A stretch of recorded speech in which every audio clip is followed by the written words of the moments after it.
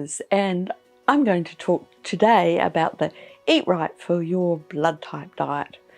And I have a lot of people asking me about this, and so I thought that I'd just put it on a video and explain where I stand on this topic, which is basically, where is the science? It sounds very scientific-y, this book, but is there actually any science?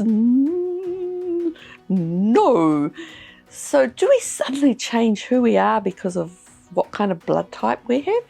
Do we suddenly become a meat eater if we're an O? And do we have longer teeth and longer nails and run faster? Or are we basically the same as other types of blood type? We all look kind of the same, don't we? We don't look terribly different. So these are very big changes in the diet and can create very different kind of health outcomes.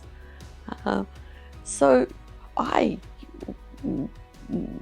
think that these people have made a lot of money. They've made heaps out of this process, but it's not necessarily been good for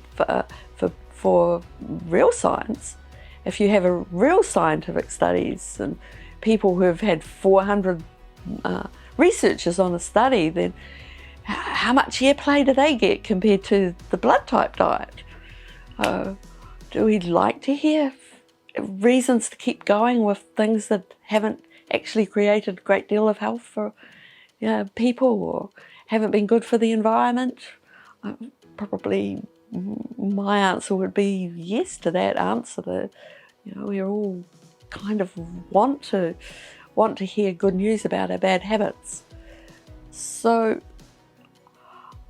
when I work as an intuitive, I tell you that I'm working from a non-scientific base, and sometimes that can be very interesting. Sometimes it's great when the science lines up with what I'm suggesting, because I can explain what I'm doing. Sometimes it's just a way of differentiating what's going to work from you from other people. So say if you're depressed, there's a whole pile of different options. There's herbs, there's food, there's saffron, there's sugar. Which one of these is going to work for you at this point in time? What's going to keep you going in the short term? What's going to keep you going in the long term?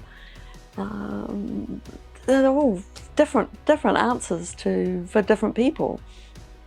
So I like to say that we do have some individuality, but that doesn't necessarily mean that we've suddenly come from a different species, or we're completely different, and that kind of animal to plant-based ratio.